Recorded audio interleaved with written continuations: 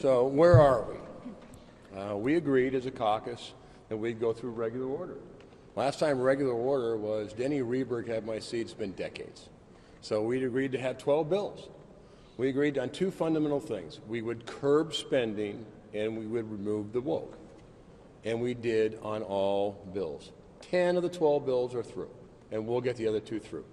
Now before us are the three, in my opinion, three of the most critical. We passed VA and MILCON, and we kept that whole because we're going to keep our promise to our veterans. Defense. We segregated out largely Ukraine because I think that deserves a discussion from the administration. What are our goals and objectives? But defense, we got rid of the woke. And look, I don't think the government and our military should be paying for sex change operations and hormone therapy for new recruits. And they are. And they are. So enough. So let's get back to the basics on defending the country.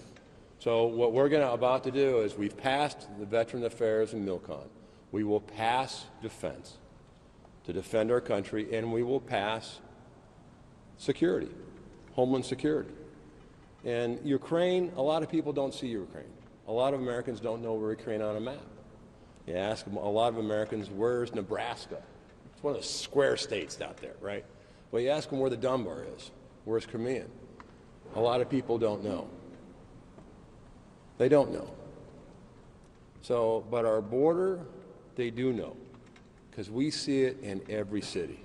And that's not just on the northern border, the southern border. We see it in Billings, Montana, as we do New York. We see the problem with not having a border. And what the border security does is, people ask me, what does it look like? Well, it looks about 32 feet tall and about 1,000 miles long. And it empowers the Border Patrol and ISIS to do their job. It gives more sophistication on the border. But our Border Patrol and agents, they need some help on rules of engagement. So it does that.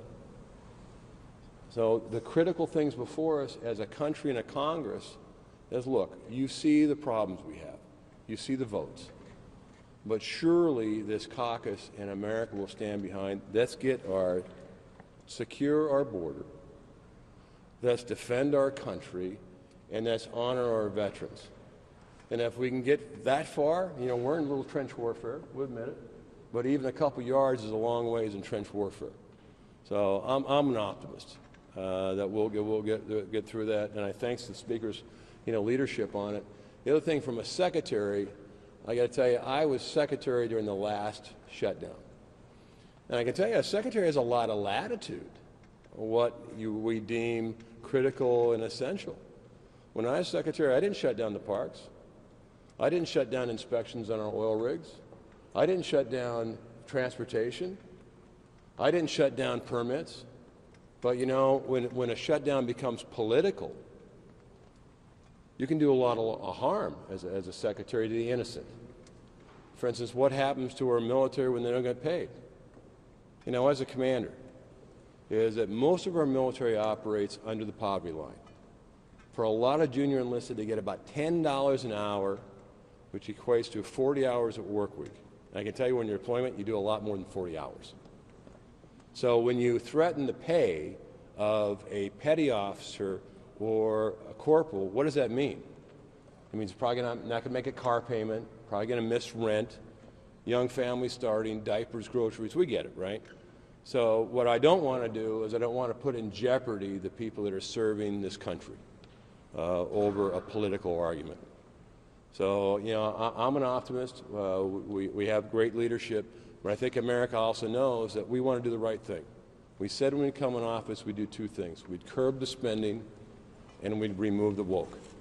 And we did. And I think everyone agrees the right thing to do is pass the appropriation bills and then move to the Senate to negotiate them and come and do our job as a Congress. So with that, thank you. It's going to be a long night for everybody. God bless, and Mr. Speaker,